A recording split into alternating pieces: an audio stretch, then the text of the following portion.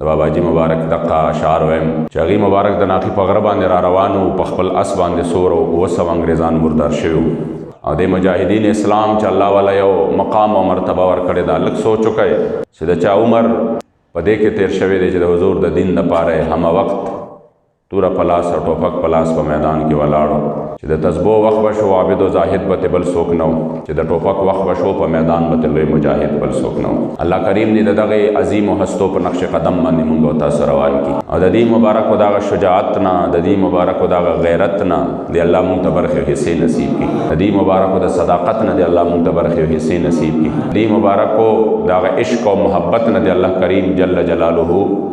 مونږ ته حصې نصیب کی. فرمایل به کله په مال سر یریږي چې ایمان لري څوک، کله میدان کې رستو کیږي چې ایمان لري څوک، او دشمن د دین لره ورځي لکه زمرې په میدان تیغ او تفنګ نانستنیږي چې ایمان لري څوک، او شمع د دین د محمد رسول الله بلدا لکه پتنګ پرې ستی کیږي چې ایمان لري څوک، او دا د غیرت وینا سود نکړي بے غیرت لرا په دې وینا هغه پوهیږي چې ایمان لري څوک. سودا د مال او د سر نند په میدان د سیاله، سودا د مال او د سر نن د په میدان د سیالۍ ډیر په سودا د سر خوښیږي چې ایمان لري څوک، او محمد امین په ننګ د دین